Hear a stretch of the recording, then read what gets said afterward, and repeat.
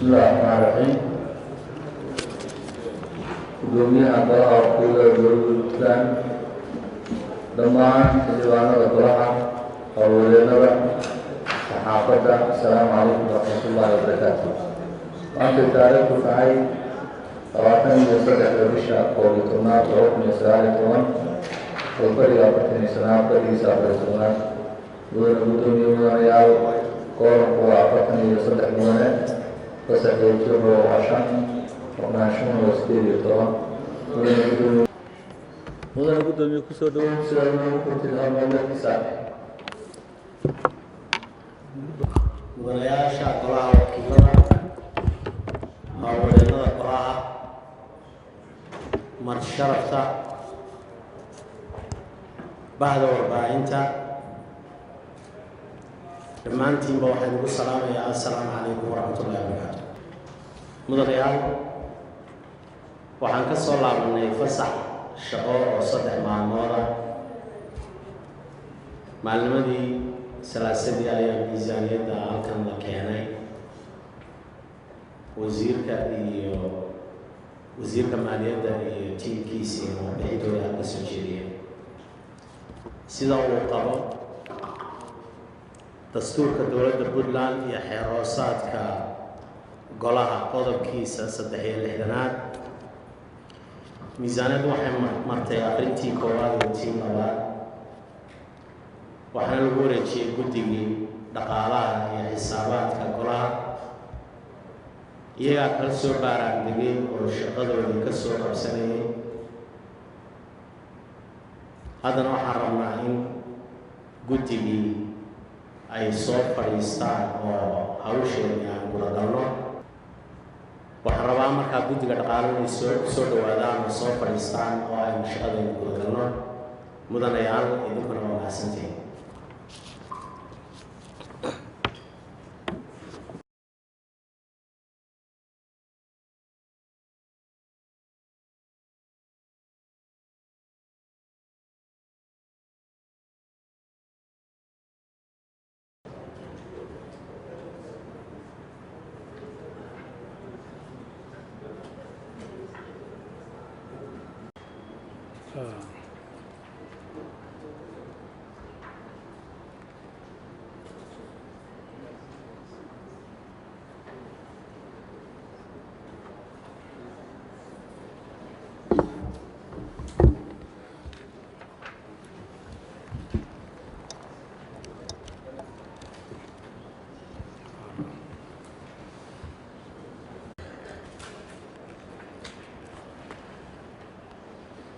guddoonka golaha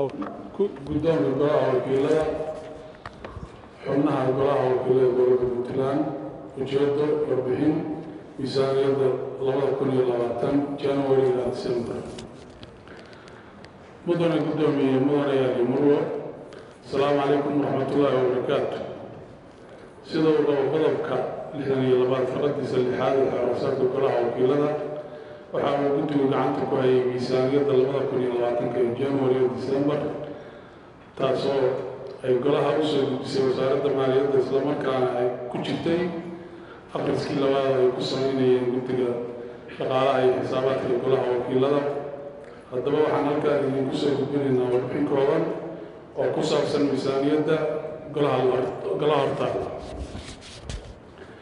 mudane guddoomiye mudanayaal murwo sida uu qabo qodobka 135aad ee dastuurka dowladda Puntland, miisaaniyaddu waa xeer qeexaya dhammaan dakhliga dowladdu ay filayso inay hesho sanad maaliyadeedkeeda iyo dhammaan qarashyada ay damacsan tahay inay bixiso si ay u gaarto himilooyinkeeda siyaasadda maaliyadda ee dalka. haddaba miisaaniyadda golaha la hor keenay oo January December waxay dhan tahay 346 milyan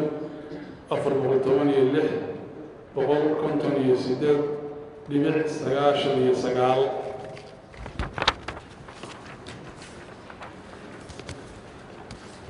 miisaaniyaddaas oo ah miisaaniyadda guud ee dalka, taasoo isugu jirta dakhliga dowladda dhexe, miisaaniyadda dowladaha hoose,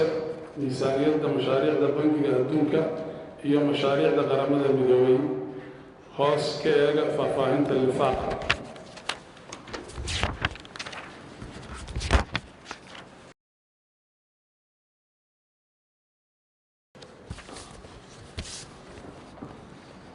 mudane guddoomiye mudanayaal dakhliga gudaha ee wasaaradda maaliyaddu oo doorastay sanadka 2020 waa 79 milyan iyo 200 oo kun sanadkii halka ay kan tahay bishii 6 milyan iyo 600 oo kun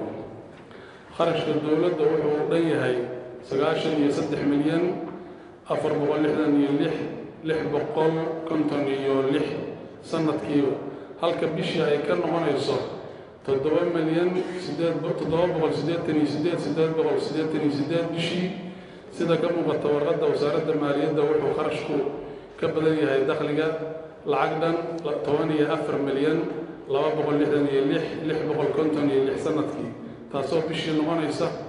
milyan 188,888 isdhinkaas oo ay wasaaradda maaliyaddu sheegtay inay heshay kharashaadkii ay ku dabooli lahayd kaasoo ka imaanaya 300 oo kun dakhliga gudaha 500 dakhliga deeqaha amniga laga helo iyo 388,888 deeqaha kaabayaasha dhaqaalaha wadarta guudna waxay noqonaysaa milyan 188,888 isdhinkaasoo ay wasaaradda hadda dabooshay mudane guddoomiye mudanayaal iyo murwo sida ka muuqata miisaaniyadda oo ay soo gudbisay wasaaradda maaliyaddu waxaa kordhay sanadka 2020 lacag dhan 20 milyan 866,666 taasoo bishii noqonaysa milyan 738,889 madaxyada kororku saameeyey mushaaraadka xukuumadda mushaaraadka golaha wakiilada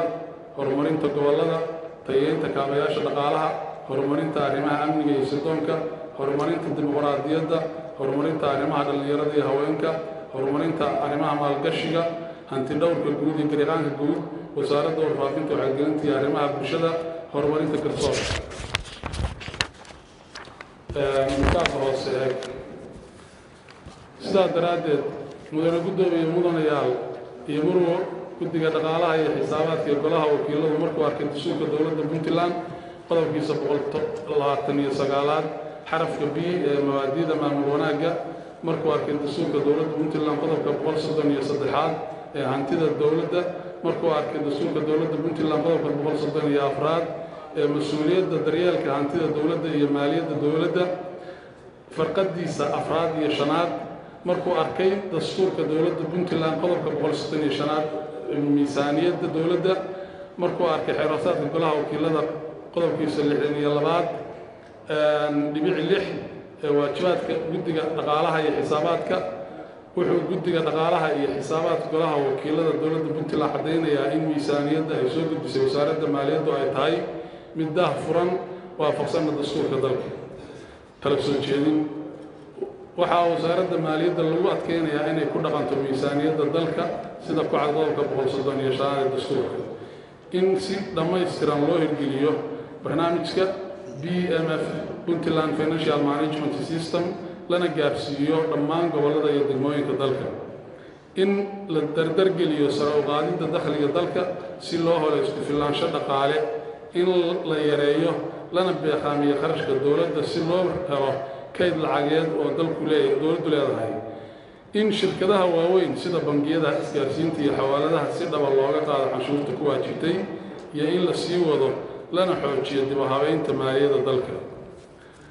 ugu dambeyntii mudane guddoomiye mudanayaal iyo murwo annagoo tixgelinayna shaqada ballaaran ee qabatay wasaaradda maaliyaddu iyo dib u sixidda iyo dib u eegista guddiga dhaqaalaha iyo xisaabaadka ee golaha wakiilada waxaan golaha sharafta leh u soo jeedinaynaa inay miisaaniyaddan oo ah dastuuri ayna ka muuqato daahfurnaan iyo hufnaan ay go-aan wanaagsan ka gaaraan waa mahadsantihiin wabilaahi towfiiq asalaamu calaykum waraxmatullahi wabarakaatu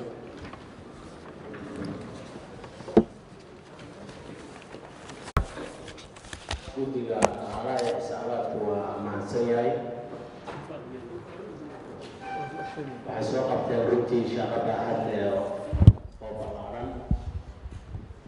waxaa loodaa inay si fiican uga galeen kala soo jooginteeda waa dhegeysanayeen waxayna ku soo xatameen inay miisaaniyadda ka muuqato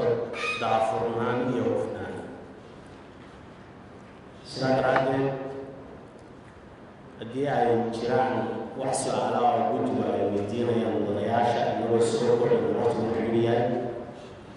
mudanayaasha waa ku soo dhaweynayaa. السلام عليكم ورحمة الله وبركاته. الإمام بدهان صلاة الصلاة والسلام السلام كبعدي وما تيجي يجي يصير عن نص الشقيات تلوي كعيسو تشيدية له وتلوي وحقوقه ولو بهي إن وايتو سداس وقول رقمه مركا بدهان شغلة سوق بتين وقوم علينا أنت أسكندم أنا بالي يربع ربيعين أن وحير نرادو كل جبر بيامية بيجك صدحات ورقة صدحات وجود صغري هوس ماشى يكتر الله ففاهين قرش كهذا الدولة مال هو سوء أذكر الحساب وكلا تفتان بهجفتان قال إن هذا مقطع مركب الماشى قاب كعدو سميسيان يهبك وعوس حدين مارتي هبك كشرح وبيجك صدحات ورقة صدحات ما صدحات السلام عليكم جميعا ورحمة الله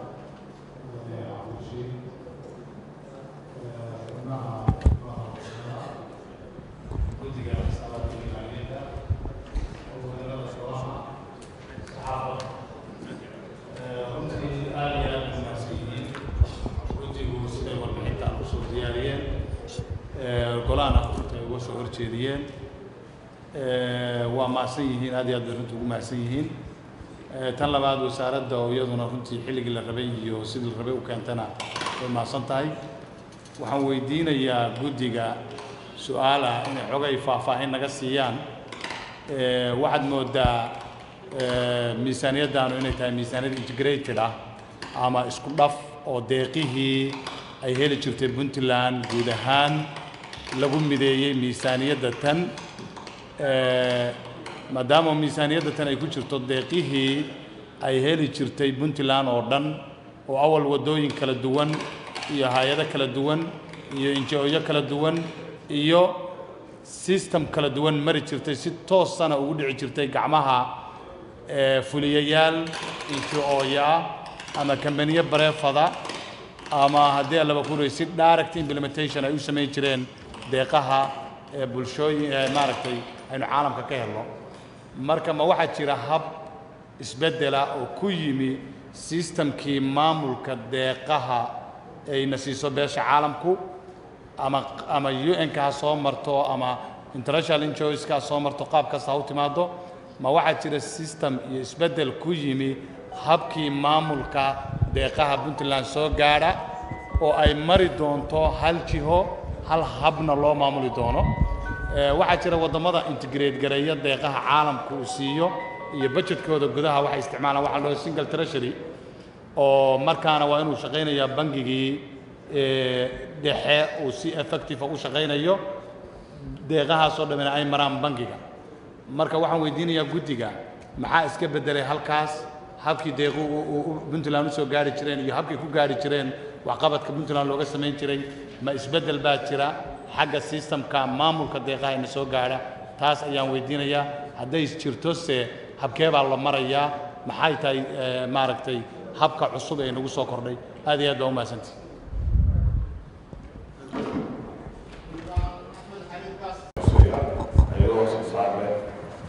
madaxaasi oo golaha u sharciyey hay'adaha dawliga sida wasaaradaha iyo hay'adaha madaxa bannaan tusaale ahaan hay'adda qandaraaska hore waxaa jira 1% golaha waa siiyey wax lacagna lama siin doorka hore waxaa lagu dudu laakiin hadda nooma muuqato lacagtaasi meeshay aaday xeerkii miyaa dib loo kansalayaa waxa ku dhacay noomay sheegin waa xeerar sharciga oo golaha waa ansixiyey mana bixin madaxaas sidii loogu talagalay guddigu waxaan ka codsanayaa inay faahfaahin naga siiyaan xeerkaasi wax soo saar hay'adaha madaxa bannaan golaha waa ansixiyey iyo waxyaabaha ku dhacay inay nooga jawaabaan waa mahadsantahay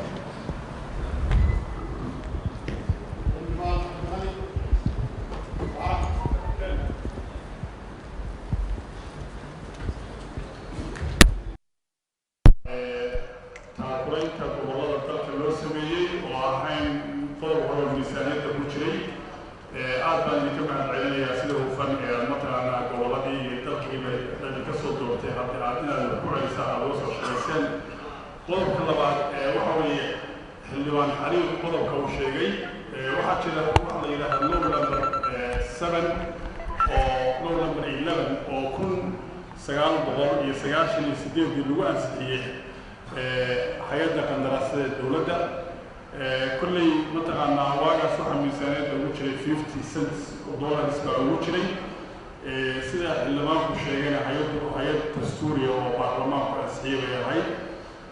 waxaa hadda aan ka muuqan meesha in kontonkiisa tio la siin jiray laga saaray hay-addaasina waa hay-ad weyn oo shaqaysa waxay kaloo wakiil ka tahay transparentyga iyo accountabilityga dalka marka la fiirinayo habka iibka qaranka iyo qandaraas bixintu waa arrin muhiima marka in hay-addii haddee wasaarado kale lagu daray oo bolisiga dowladda hay-adaha madax bannaan madaxtooyada laga xukumaa in meel kale la raaciyey oo sidii ayaantii la tayoonayay hay-adaha madaxa bannaan qaarkood la raaciyey wasaaradaha iyo in mataqaanaa meesheedii loo daayey oo lacagteedii miisaaniyadda loogu soo diro labadaas guddiga waan weydiin lahaa hadday xog ka hayaan waana uga mahadcelinayaa shaqada ay soo qabteen waana mahadsantihiin barnaamijka maaragtay systemka swift corka oo single treasury uu mari doono oo bangiga dhexe ee dowladda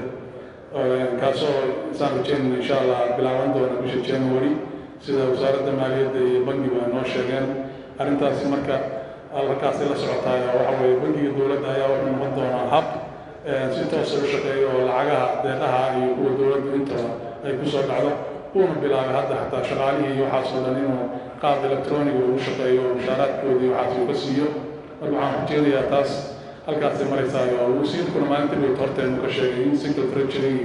ay hadda dhammaynayaan bangigana swift kor loo samaynayo markaa ka bacdina shaqadiisa bangiga caadiga ah oo qabsanayo xildhibaan axmed xariir sidaa la socotay hay-adda qandaraasyada qaranka ama hay-adda qandaraasyada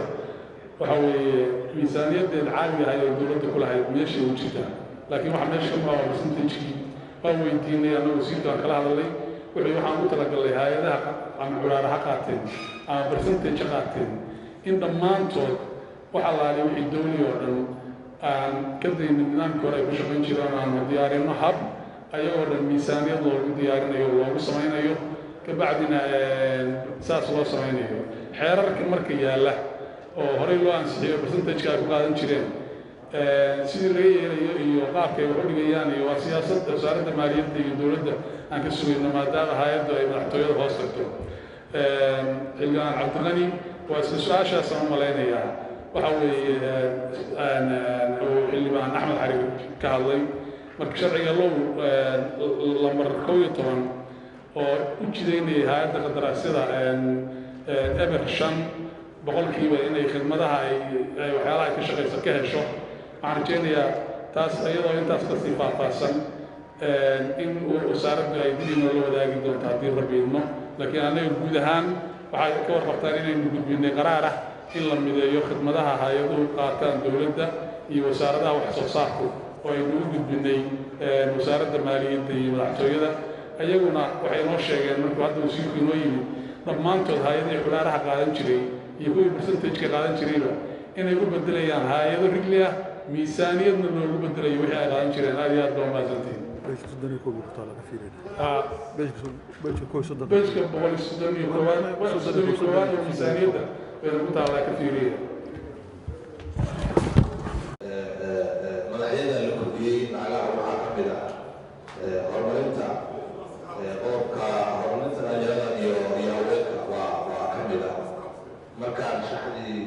faaqayntii miisaaniyaddii iyo wasaaradda dhalinyarada ciyaara qorana waxaa ku dhawaa mushaad iyo kirun baa ku laakiin dakhliga hadda la hormariyey meeshaan horumarinta dhalinyarada kama muuqdo marka waxa wasaaradda maaliyaddu ay si guud u bixiso ay bixinaysaa biyaa mise kale ku imaanaya saas baan doodin la waasita sida ahaan waxa weeye waxyaalaha horumarinta waxaa weeye mushaarkii gudooyinku horumarin maaha waxa weeye waa xuquuq waxaana waa horumarin waxa horumarinta horumarka maaragtay siyaasadda dowladda bay ku jirtaa ama horumarinta gobollada ha ahaato ama horumarinta wacyigelinta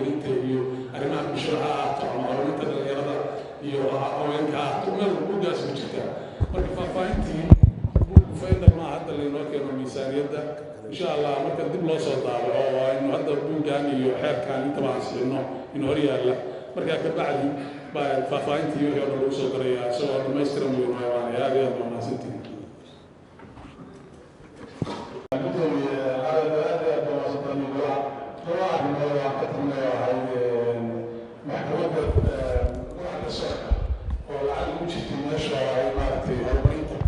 aan ugu bedelay faaxan ku dareynaa waxaa loogu bedelayaa gunnooyin arrintaasi maadaama maaragtay ay ka cawdeen shaqaalahoodii iyo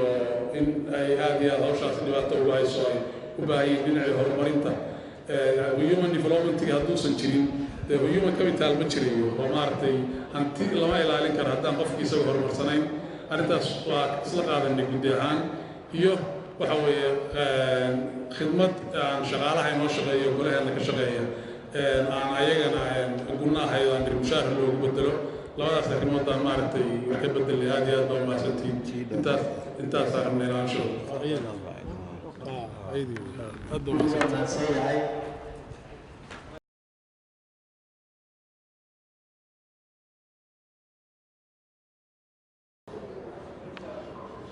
بسم الله والحمد لله رب العالمين وصلى الله على سيدنا محمد وعلى آله أجمعين مدنيال وعربنا إن قضينتي وقضى قلنا إن شاء الله من الله الكريم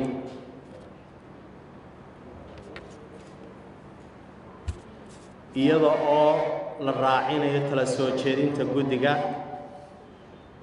yaa qaba in miisaaniyadda sanadka 2020 iyo xeerka qoondada miisaaniyadda la ansixiyo oo uu sidaa ku meel maro maanta